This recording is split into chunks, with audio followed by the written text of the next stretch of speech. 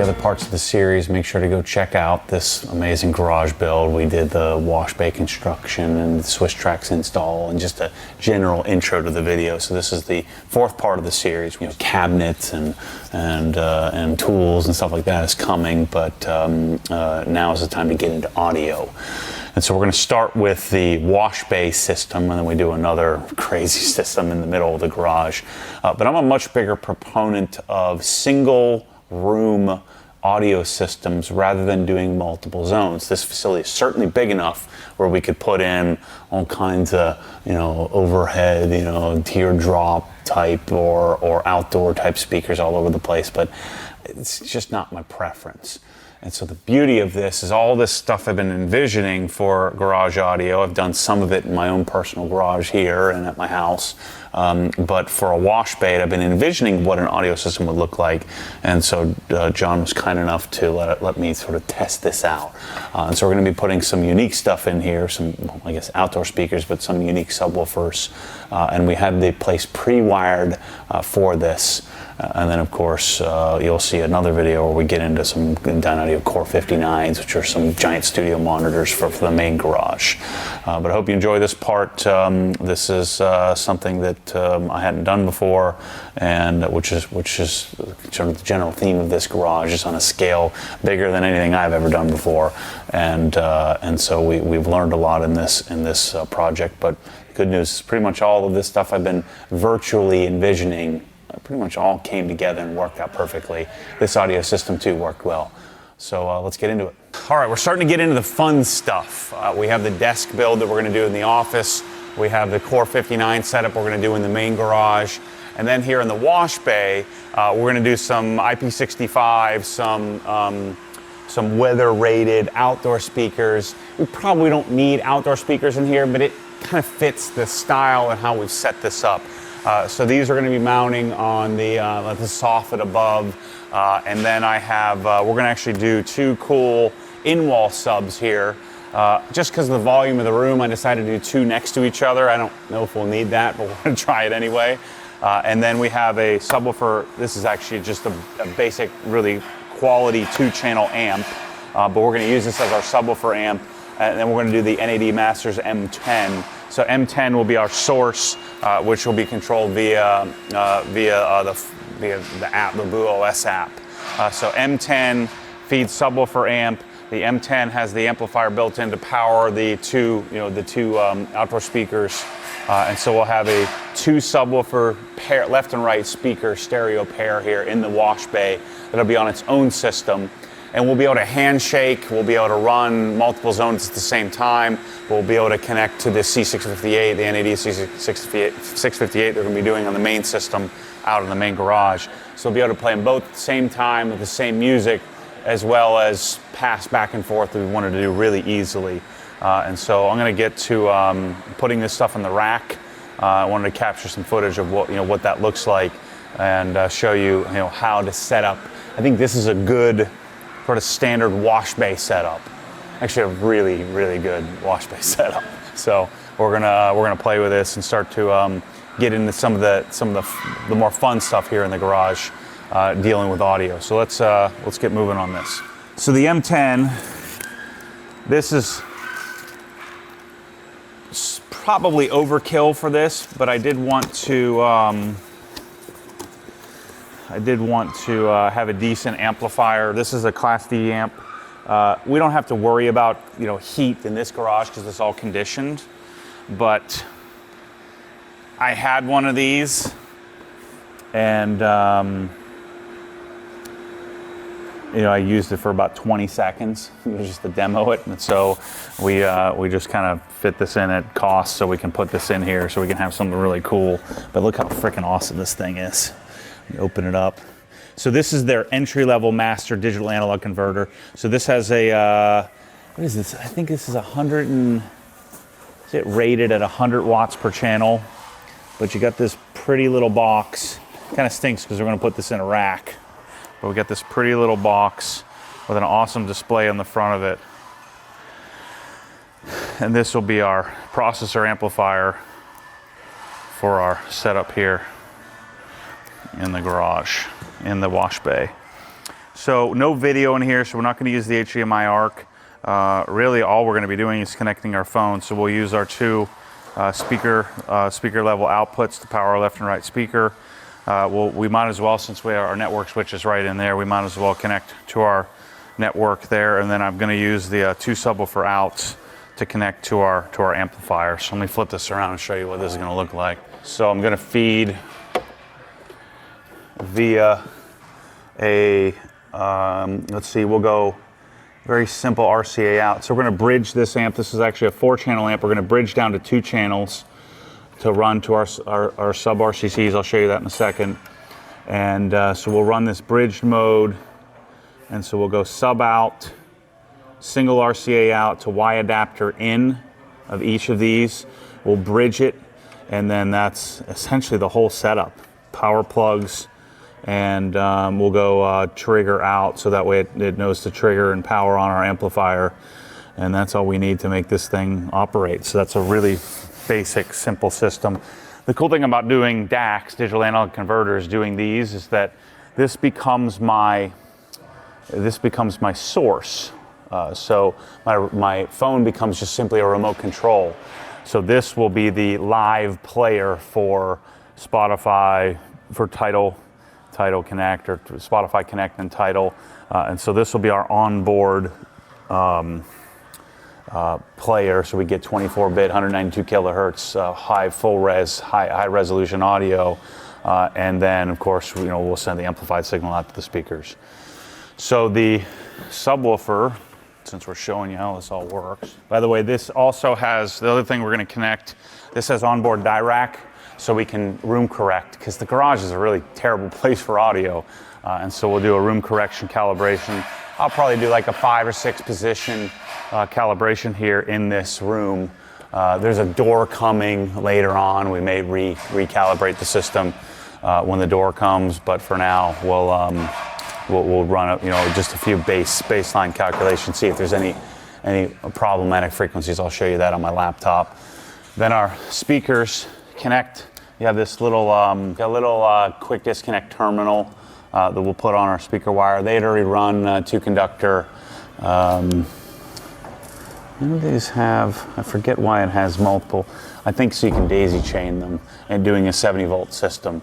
And so we'll run this, we'll run our 2-conductor 16 gauge into our speaker, and then our subwoofer also, we've already pre-wired. So our subwoofer has a single binding post type connection. It's right here. So the subwoofer has 2x6 opposing woofers, and then the energy transfer comes out into the room. And so we're going to put 2 of these next to each other. I've experienced this in a room, but not in a wall. And the Dynaudio guys love these things. So I figured, we try it out here in the wash bay, where we don't really want a subwoofer sitting on the ground, getting wet. And so this will work well as a custom install application. We have a template. Mike's going to cut the wall for us, and we'll get these placed and show you how this all works. Where's baby hands? Hey, Bryce.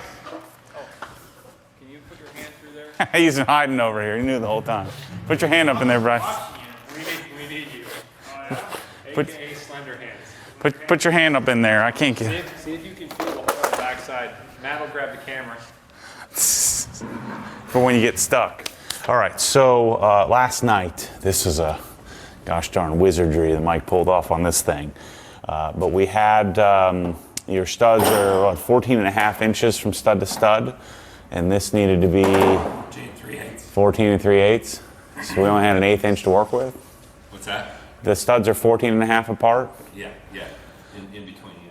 So what he had to do was find the studs on the back side, and then find the edge of the stud. Hope those studs were nice and square and plumb, because we're cutting into the tile here. And so if you take a look at how these speakers work, this is a in-wall subwoofer called the Dynaudio Sub RCC, which are 4 opposing, they're all active, they're 4 opposing 2x6 inch woofers. And you can see on the top here, I haven't put them in place yet, but you can see on the top here you have a single binding post So we need a single channel of amplification. The crossover will be done in our M10 processor, your DAC. And I wanted to do, because of the size of the room, I wanted to do 2 of them. And I also wanted it to look, a certain look I was going for in this room. Of course, we talked about having to mount the speakers up high, which actually worked out better for the sound in the room. I originally wanted to put the speakers underneath the little ceiling here. And so Mike got these precisely set up, but you see there's about an 1/8 inch of leeway that he had to shoot this exactly correct. And I think he nailed it. I also didn't want it to be exactly centered. I think it looked better to we put it 2 inches, so there's 2 inches more room here than there is to the floor, just to kind of take away from that try-hard look. We don't want it to look like you're trying so hard to get it to match up. And so all I have to do now, you can see these yellow clamps. So all I have to do now is tuck the wire in here. Now, the box here is the baffle. And so unlike a lot of in-wall speakers, it's not using the wall. And so the energy transfers from, through this cabinet, it's a sealed enclosure, and then out this way. And so I was actually feeling the back of the wall, assuming we'd be able to feel it on the drywall behind it, but they've done a good job of balancing these things so that there's no energy transfer through the wall. And so then all I'm going to do is get this in position. Nice and tight. And I'm just going to tighten these 4 screws down, and that's going to clamp against the wall. So you can see they provided us with a template. And so this is the size of the speaker. And so now we got this really cool setup. And then after I tighten it down, you have these metal grills that just snap in place like that. That's pretty sick. It'll match the rest of the trim in the room. So I'm going to tighten these down, and I'm going to also play with the system a little bit here today. I don't love how the M10 sounds. So I actually have a 4-channel, you saw the 4-channel audio control amp. And so I'm going to probably unbridge that amp, because right now I have it bridged. It's 4 channels that bridge down to 2 and 1 on 1. I think what I'm going to do is I'm going to use the M10 as just a preamp, which allows me to do Dirac. So I'm going to run 4 RCA cables, 1 for each subwoofer, 1 for each left and right speaker, and actually use it as a 4-channel amp. Because the amplifier in that audio control is way better than the one in here. So, or the one in the M10. So I'm going to work on that, play with that. We'll show you that a little later when I get it in the rack. I got to run to the house and order some cables. I'm going to order an extension cable so I can really do a room calibration on this later on. But I'm going to play with that. If I don't like that, I'm going to have Ted, overnight in the ASC368, put that in here instead of the M10. I'm not in love with it. But there's only one way to find these things out. You got to try it. Okay, so I finished up. I still have to do some tuning, and I need to get everything out of here so that I can do the Dirac setup. I keep promising you a video on that. We'll do that. I probably won't do that here. This is something I'm going to do later in the week, and tune the audio systems. But the combination of outdoor speakers, these are the OW-8s. And then the Sub RCC, Dynaudio In-Wall Sub. I don't love the subs. They're okay.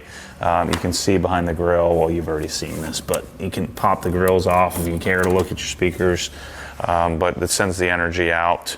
Obviously having a subwoofer in a big box is always going to produce more, but it does add a little amplitude.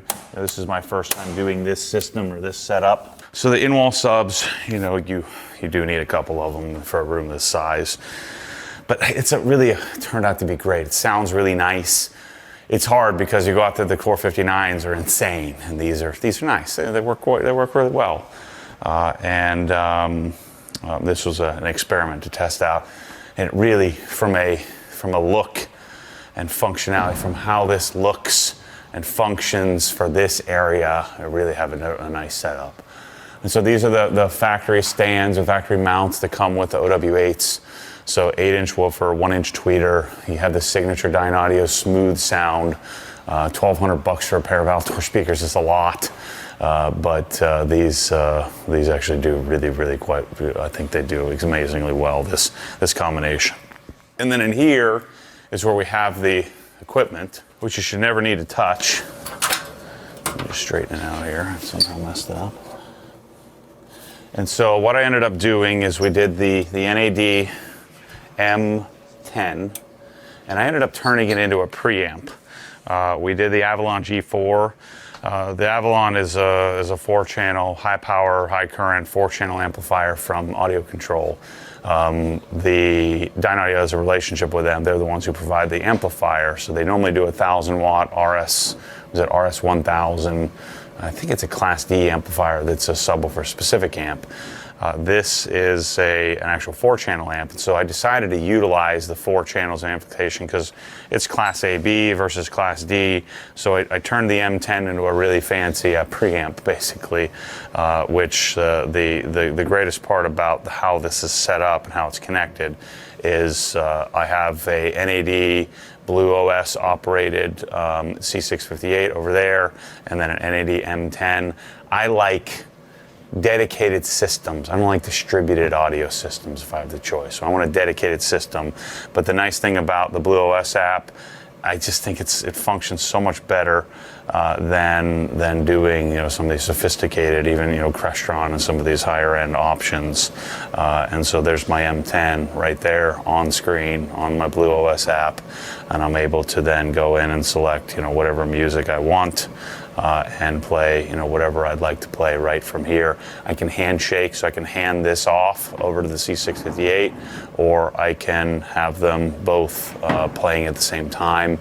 And so I basically have a distributed audio system with Blue OS where I'm able to control both of these at the same time and really get great sound throughout the garage. So that's a wrap on the wash bay audio. Again, I think the garage is a place where you want to listen to music, and it's where I listen to music. And especially when you're washing a car, to come in here, jam out, have a nice experience is fun. It made sense, even though we're probably not going to be spraying the speakers with water, to do some outdoor speakers. I want to do something a little different out here. We could have done LYDs or cores, hang them from the ceiling, but this setup worked out. As long as it's pre-wired, they had the low voltage guys pre-wire it before they put the walls in. But yeah, this turned out great. I like how it ended up working. So anyway, thanks for watching. Make sure to check out the other series. Check out the other parts where we do Core 59s and a Core sub out in the main garage and how we set that up. And then I promise in the future I'll get you some Dirac tuning videos and show you how I do that. Thanks for watching, and hope you enjoy the series.